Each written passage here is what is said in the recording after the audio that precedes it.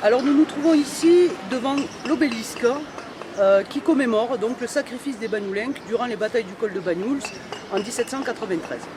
Alors vous le voyez, cet obélisque donc a été construit en 1894, c'est-à-dire 100 ans après les batailles. Alors, la France a déclaré la guerre à l'Espagne le 22 mars 1793 et la guerre s'est terminée au mois de juin 1794. Donc vous voyez que nous avons là un conflit qui est relativement court. Et donc, une fois que la guerre a été terminée, eh bien, la Convention nationale a pris un décret en disant que les Banyuls avaient bien mérité de la patrie et donc il serait élevé sur le lieu de la bataille un obélisque en granit pour commémorer le républicanisme des Banyuls. Alors, les Banyuls n'ont pas construit cet obélisque sur le col de Banyuls, n'ont pas construit l'obélisque sur le col de Banyuls, mais ils ont préféré venir le mettre ici, sur la place Paul Retsch, qui était déjà la place du Piat. Alors, cet obélisque est le fruit d'un long travail, c'est-à-dire que la décision a été prise de le construire en 1794 et je vous l'ai dit, il n'a été construit qu'en 1894. Pourquoi? Eh bien parce que normalement c'était à l'État de financer sa construction, mais bien sûr l'État a oublié. Donc régulièrement, durant 100 ans, eh bien, les différentes municipalités qui se sont succédées à la tête de Banyuls-sur-Mer eh bien, ont écrit aux divers ministères, que ce soit le ministère de la Culture ou le ministère de l'Intérieur, afin d'avoir l'argent nécessaire pour faire élever l'obélisque qu'on leur avait promis. Et enfin, en 1894, c'est chose faite. Alors après, moult montages financiers, et donc pour la somme de 1500 €, ils ont pris l'architecte Jean Ferréol Carbas ainsi que le sculpteur Jean-Baptiste Belloc qui nous ont fait cet obélisque. Alors vous devez vous imaginer que le jour où il a été inauguré, c'est-à-dire en 1894, eh bien, il y avait 10 000 personnes qui étaient présentes. On avait le préfet, on avait divers généraux. Et donc ça a donné lieu, l'inauguration a donné lieu à un grand banquet républicain qui s'est ici déroulé sur la place.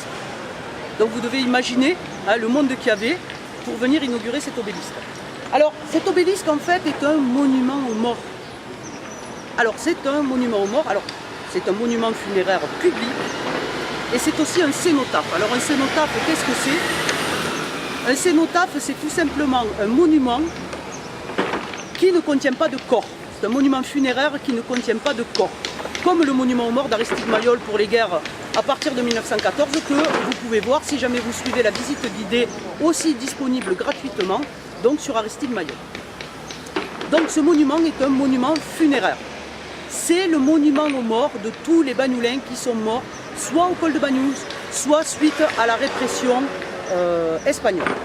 Donc je l'ai dit, il y a quand même 30% du village qui a disparu et cet obélisque leur rend hommage. Alors vous voyez, donc c'est quelque chose de très simple.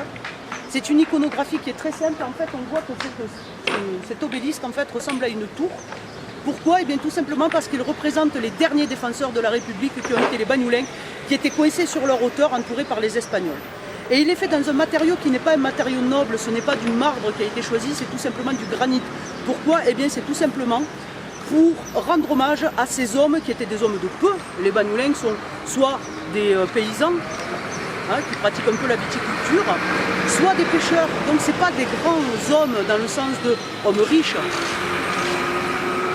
Ce sont des hommes normaux, des hommes de tous les jours, qui ont laissé femmes et enfants pour aller défendre la République française.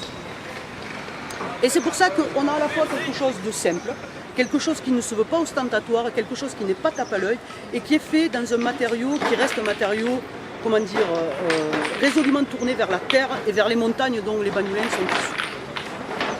Et c'est pour ça que cet obélisque est important, parce qu'il est à la fois un témoignage de la Révolution française à Banyuls-sur-Mer, mais il est aussi un témoignage poignant pour les habitants de Banyuls, qui ont tous plus ou moins perdu un membre de leur famille lors des répressions espagnoles.